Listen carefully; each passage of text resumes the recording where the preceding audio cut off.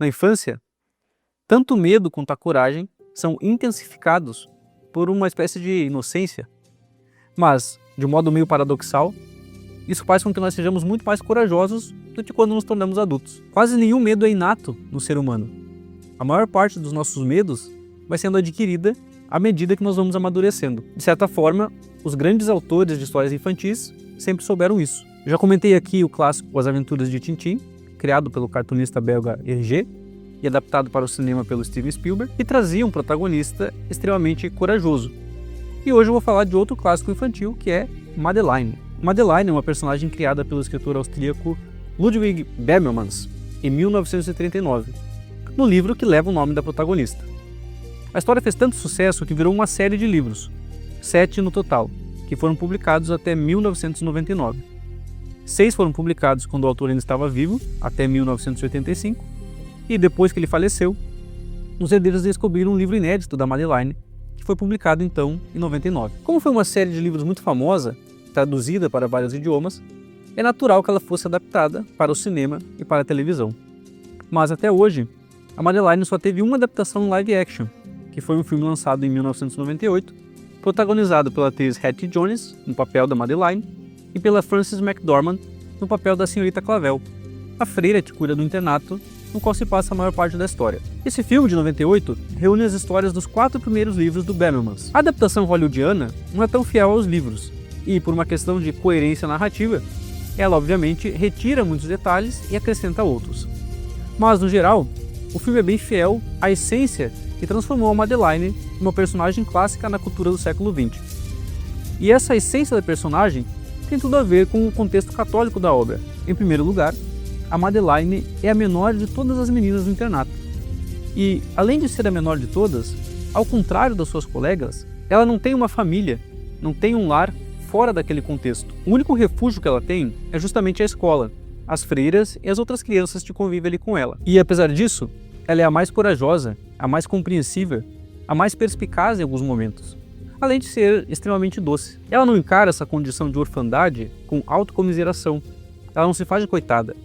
Ela aceita essa condição com ânimo, com alegria. Os problemas surgem justamente quando esse refúgio é ameaçado de alguma forma. A narrativa do filme se desenvolve a partir de 3 grandes conflitos. O primeiro é o confronto com o Pepito, um menino mimado e insuportável que mora do lado do internato. O segundo é o confronto com o Lord Covington, que é o dono do prédio onde funciona o internato das meninas e que pretende vender o prédio.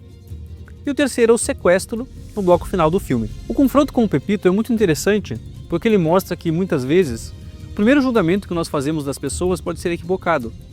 Então, inicialmente, o Pepito é o arquétipo do menino insuportável, um menino mimado que só quer infernizar a vida das meninas que moram do lado da casa dele. Mas, na verdade, a rebeldia dele é uma expressão da sua própria orfandade. Os pais dele ainda estão vivos. Ao contrário da Madeline, ele tem os seus pais. Mas são pais negligentes, que o ignoram, que só dão o devido valor para ele quando a vida dele é ameaçada no final do filme. Então, esse personagem que a princípio seria um antagonista acaba se transformando em um verdadeiro amigo da Madeline. E eles só viram amigos depois do episódio do sequestro. Esse episódio do sequestro existe para abordar a consciência do mal. Ele é a introdução de uma malícia mais profunda dentro daquele universo infantil. Serve para mostrar que o mal de fato existe no mundo. Mas também serve para ressaltar algumas das virtudes da Madeline, principalmente a da fortaleza. Dentro da lógica fictícia do filme, é um episódio retratado de modo caricato, cartunesco, porque é um filme para crianças, então a violência é mais fantasiosa do que realista, mas ele cumpre o objetivo ao qual se propõe. E o terceiro grande conflito também é resolvido a partir de um olhar cristão da Madeline, porque quando nós descobrimos que o Lord Covington quer vender o prédio do internato, ele automaticamente se transforma em uma espécie de vilão. Mas com o desenvolvimento narrativo, nós descobrimos que, na verdade, ele só quer vender o prédio porque ele não suporta a lembrança de sua esposa falecida. Que ele só quer fazer isso porque o luto dele é muito profundo. E o ápice do filme acontece quando, por meio da caridade, a Madeline compreende o que o Lord Covington está sentindo. E, para a Madeline, não era fácil desenvolver esse olhar misericordioso porque, diferente das outras meninas, ela não teria para onde ir se o internato fosse vendido. Mas ela compreende que, de certa forma, a viuvez do Lord Covington é muito parecida com a orfandade dela. Então, quando, com muita doçura, ela demonstra essa compreensão e expressa isso para o Lord Covington, ela acaba exercendo várias virtudes. a caridade, a solidariedade e a justiça, porque ela aprendeu a se colocar no lugar do outro. E esse olhar compreensivo provoca uma resposta positiva do Lord Covington.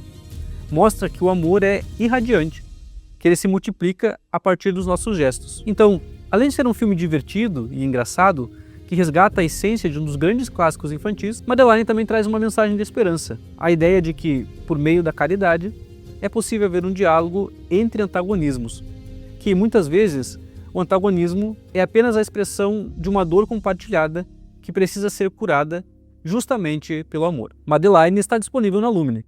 Se você gostou desta análise, curta o vídeo e se inscreva no canal para não perder nenhuma novidade. Até a próxima!